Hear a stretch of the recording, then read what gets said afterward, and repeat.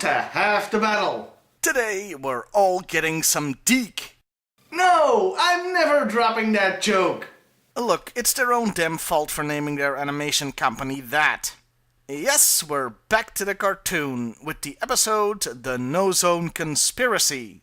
We start off at, some kind of factory where an undertow takes out one security guard in the entire place. I'd question why a plant that size would only have one guy working security, but there's a good reason for that.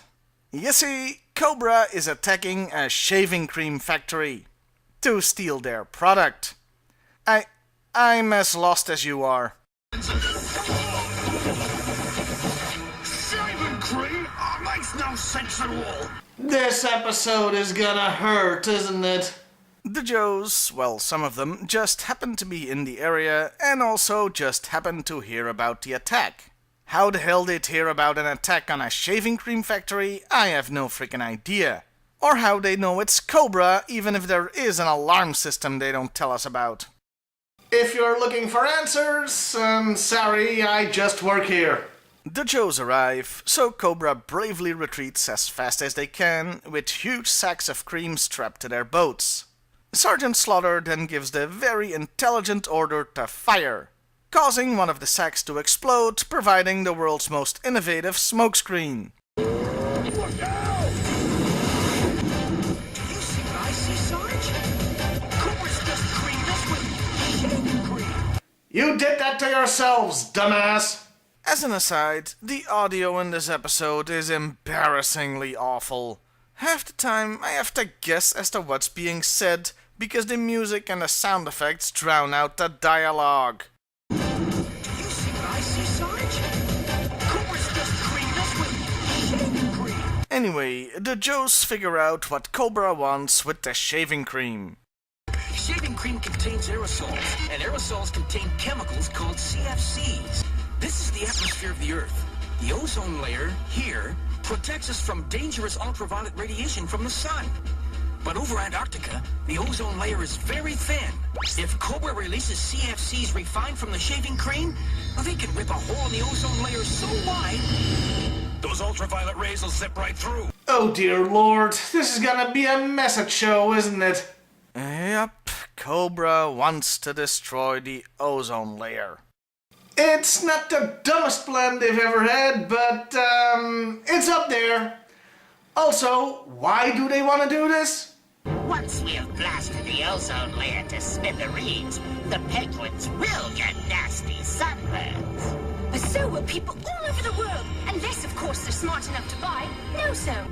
Nozone is the only product available which can protect your skin from those oh-so-nasty ultraviolet rays. Because they want to sell sunscreen.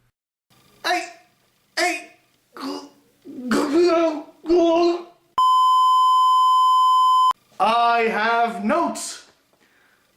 Actually, you know what? This won't do. Give me a second. I have notes. 1. They are only gonna be hitting the South Pole, widening the hole in the ozone layer there, so the only people needing sunscreen would be scientists and explorers that happen to hang around there. 2. Even with all the CFC gases from that heist, it wouldn't really make that much of a dent.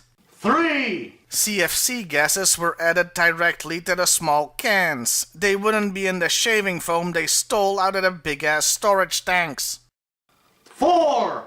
Every company in the field, not to mention every government on the planet, would be manufacturing emergency sunscreen within minutes of Cobra's threat, rendering their monopoly moot. And 5. Every government on Earth would also be hunting Cobra down for that little stunt. I obviously have more, but if I went through all of it, then this video would be so long I'd have to get Peter Jackson to direct it and turn it into a trilogy. Anyway... If you, Cobra salesmen and saleswomen, do your job properly. Cobra salespeople? Most of the troops in that audience are undertows. They work for Destro, not Cobra.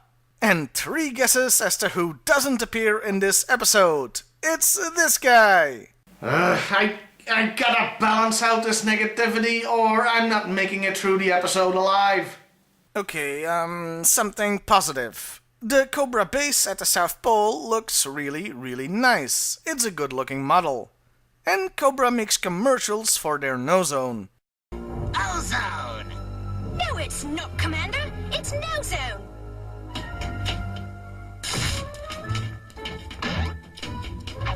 Hi, I'm Zorana. These I find genuinely funny and a nice spoof. It sorta reminds me of those commercials in RoboCop.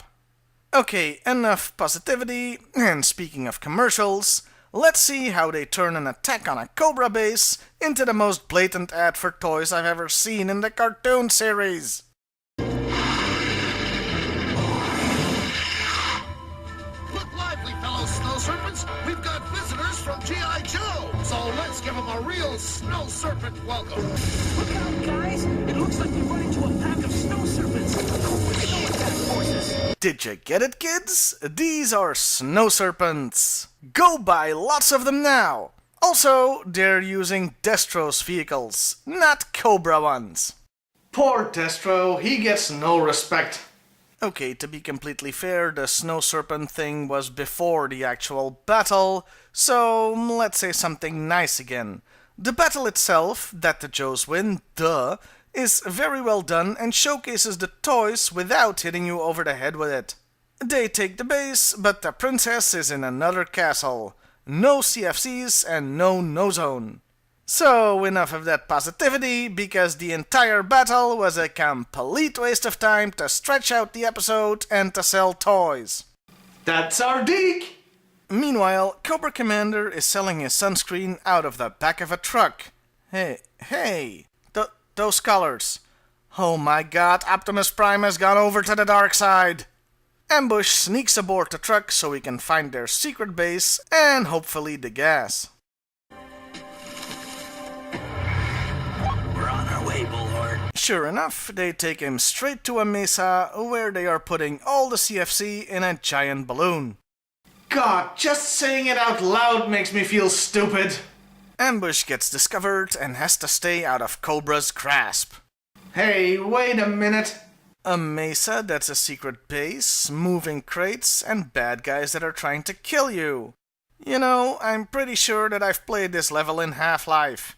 While Ambush tries to survive being in a video game, the other Joes arrive and attack. They take out the 3 Cobras inside. Yeah, seriously, it's just Metalhead and 2 Saw Vipers. We see nobody else, so, well, what the hell, cartoon. Anyway, they head for the CFC balloon.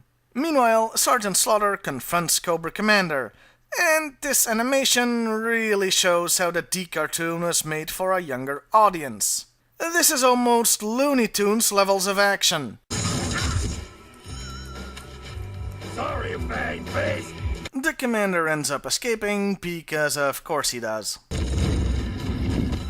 Sub-Zero makes it to the balloon just in time to hop on. Sarge, do you read me? I've captured the CFC balloon. Captured being an extremely relative term here. Also, for some goddamn reason, Gnogahide is standing on top of the thing. I mean, why? Did he expect one of the Joes to get on, so he climbed on first just in case? So, okay, there is an actual reason. He is there to release the gas. But why that function wasn't possible using remote control, I have no idea. The poacher takes off after losing his knife, so it's time for Plan B. It involves Metalhead blowing up the balloon. It's never a good sign when your Plan B involves Metalhead. He of course screws it up thanks to the Joes.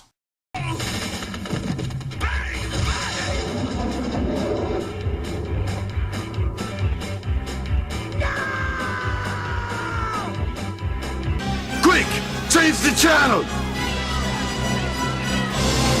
With that, the Joes grab the balloon and the day is saved. The episode ends with Cobra Commander trying very hard to not let things get to him.